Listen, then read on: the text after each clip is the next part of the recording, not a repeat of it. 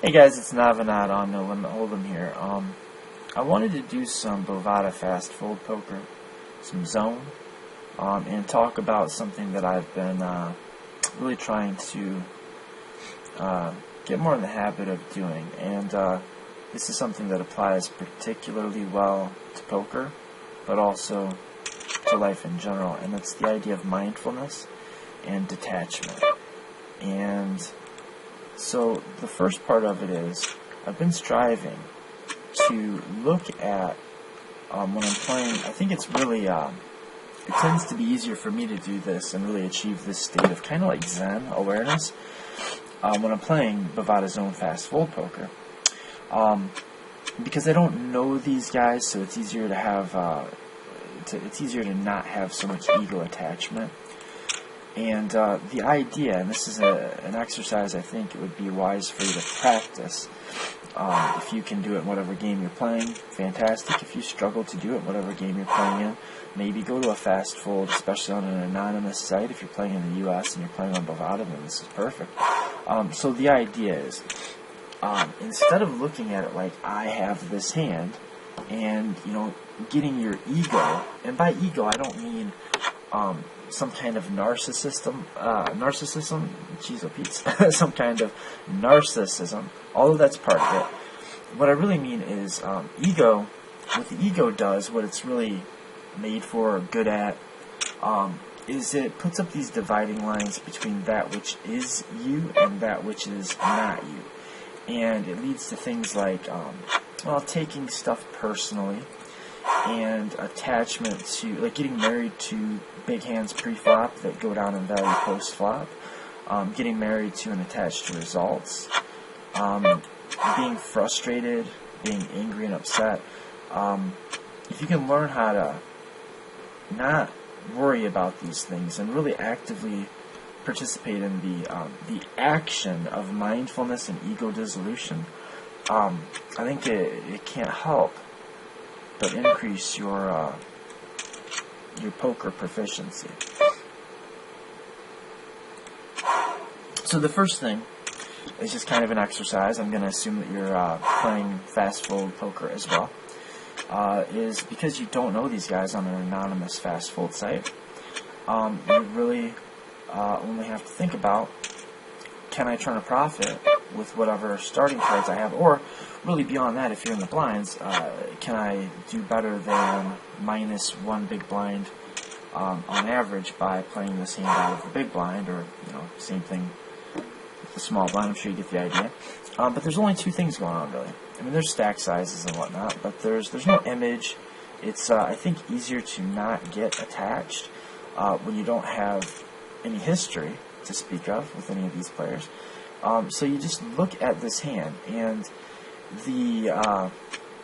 I don't know if it's a good idea to call it a game that I play, but the way that I'm looking at this, or trying very hard to look at this, is I'm looking at this as though, not that I have Queen Jack suited, and not identifying myself with the player in the cutoff seat.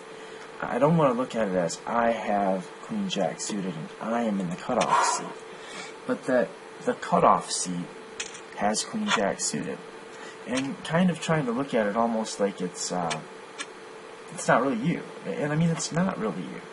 And instead of playing the hand from a personal level, where you can get frustrated, results oriented, angry, anxious, all these bad things that aren't going to help you win money and could very well help you lose money, and these tilt-inducing scenarios, just look at this situation without any emotional attachment or ego and say, the button has ace-king. Can the button make money with ace-king? And if so, how? Or if whatever hand you can see in whatever position that hand manifests, is a fun word, I guess. What sorts of things would have to happen in order to make that profitable? Or what kind of things would it take to stop that hand from being profitable? And what action ought you take to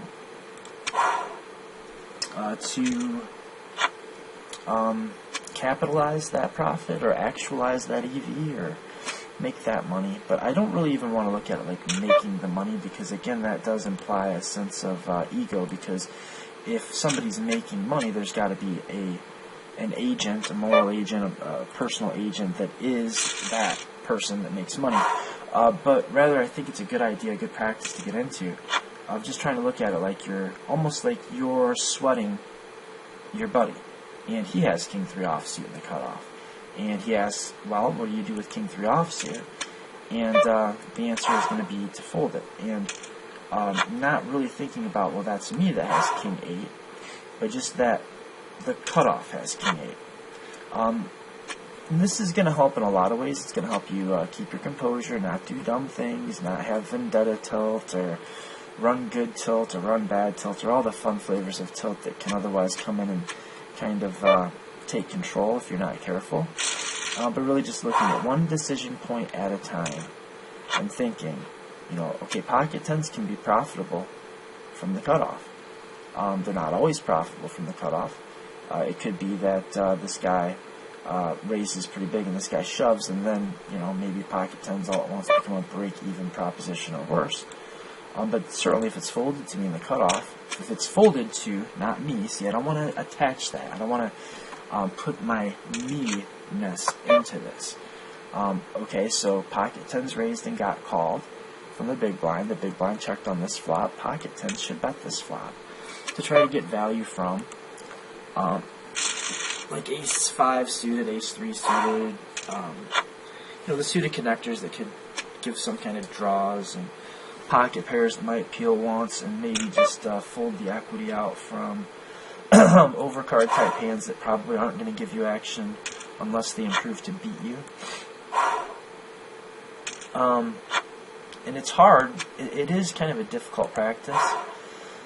But when you find yourself in it, and the other kind of interesting thing is, if you really practice this kind of Zen mindfulness, this idea that I've been getting into a lot, I think is almost sweeping the poker universe, and I think is really becoming more prevalent in the universe at large. I think that it's a very helpful thing. What I was going to say, what's kind of interesting about it is very often you don't realize that you're in this sort of eternal now state of detachment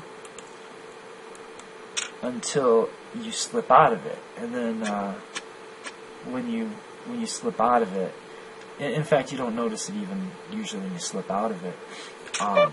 You notice it in a sense of contrast. Okay, so in the hand here, what happened? I got lost in hand. He must have raised, and I must have 3-bet. He must have 4-bet, and I guess we're just going to stack this. I mean, it's ace king. I guess if we get it in as a flip, we get it in as a flip, and hopefully spike a jack, and if not, we're practicing this detachment. We're not going to worry about the results. I feel pretty confident that that was the right thing to do. So I'm not going to get upset. I'm not, and if I had one, I would even try not to be really overly happy about it. It's just that's a cooler. That's just a situation where I was going to lose money, and it's 100 big blinds, right? It's no big deal. It's not the end of the world. So that's kind of the idea, the practices, and I want to put some of my own little spins and clarities, my personal experience with this kind of sort of Zen mind state, the state of mindfulness. A lot of people try to equate it to somehow breathing, and they want to, quote, take it back to the breath. And I don't know if, I think that what the breathing is it's more or less a way of anchoring. It's a way of kind of having this thing that's always constant. You're always going to be breathing as long as you're alive, right? So if you learn to kind of focus on the breathing, then if you find yourself lost with all this like mind chatter type stuff, then you can kind of always bring it back to the breath. But I don't think it has a lot of special significance other than that. It might for certain situations like meditation, I can see that. And that is something that kind of goes along with the idea of mindfulness and the practices that encourage it. But I personally have not found breathing to be particularly useful. I think you generally notice that you've gotten into this state where you're not worried about what people think of you, or you're not really making judgments about other people. You're just kind of existing in a more peaceful situation, and without these ego attachments. And the breathing doesn't seem to enter into it. And it's kind of interesting that you don't really notice when you're in it. You don't really notice when you're out of it, except when you're specifically reflecting on whether you're in it or out of it. And often, it is exactly the realization that you are in it that takes you out of it. And it is exactly the realization that you are out of it that brings you back in it. So the things that I try to focus on are understanding that, being the gatekeeper, understanding that just like your mouth is, it has glands that secrete saliva, your mind is not a gland, but it's a thing, I guess. It's a thought secretor.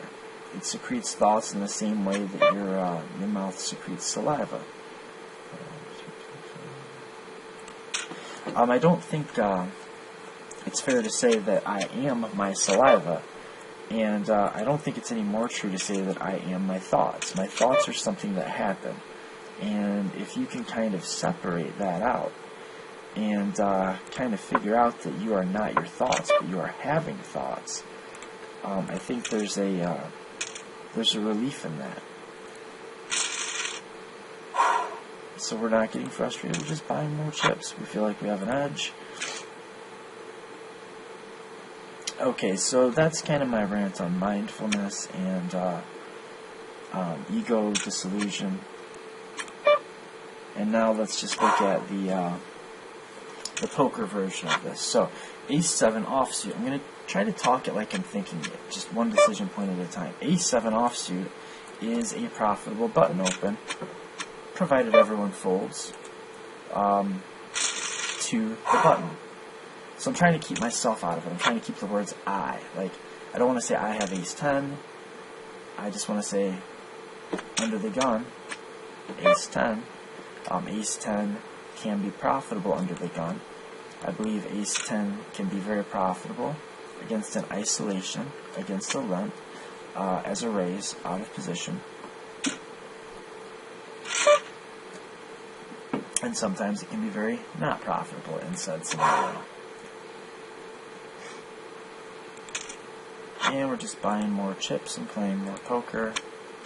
Nothing new under the sun.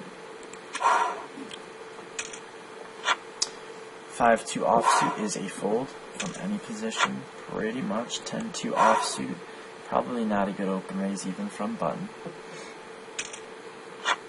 Queen-9 suited can be defended from the big blind versus a late position open.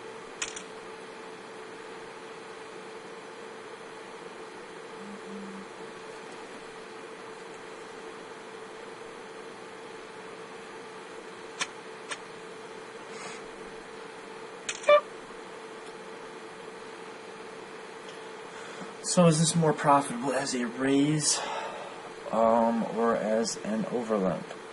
I think they're close. Looking at stack sizes, it would seem that I'm less likely to get folding mistakes than I am calling mistakes from somebody who's playing this kind of a stack, and somebody that's not reloaded over here either.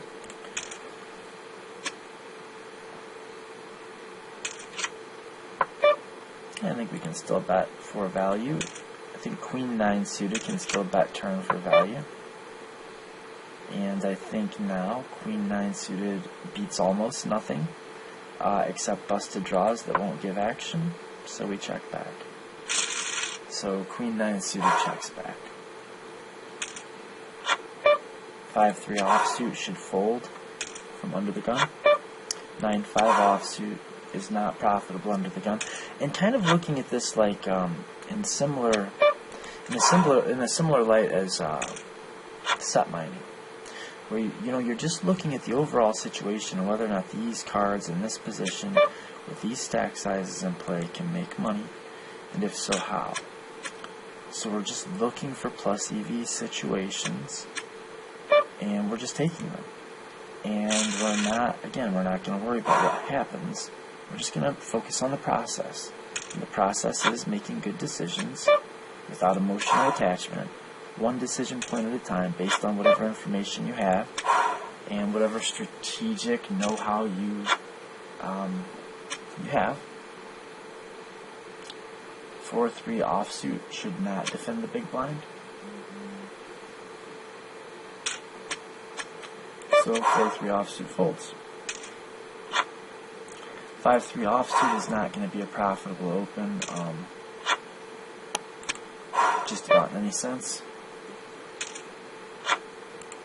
Same for 8-2 offsuit. Pocket nines can be profitable from the small blind, depending on the action. They usually will be. Unless it goes raise, re-raise, all in, or something like that. This could be a profitable call, but it may be a more profitable 3-bet. We don't particularly want this guy to come along. And c-betting seems optional, but fine. And now check calling might be the preferred line. But check folding against a huge overbet seems to make plenty of sense.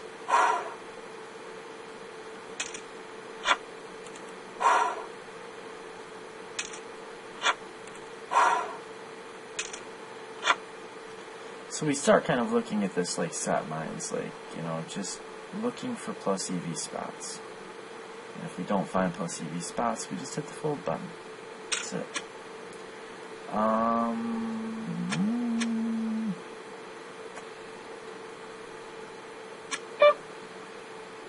Yeah, I think pot odds are good enough here. Damn near 3-1-3. Check calling, check raising both seem okay. I think that bet sizing appears to be more bluffy than bigger bet sizing might. So that would be enough to tilt me in the favor of taking a hand that's pretty near the bottom of my continuing range and turning it into a bluff. We had some 3 to a straight, we had runner straight draws, we had a pair, and we had fold equity, plus maybe some scare cards that we could barrel. So turning our bottom pair with 3 to the straight into a semi-bluff kind of seems to make some sense. Especially given the almost exactly half pot, but a little tiny bit more continuation bet on an ace XX flop.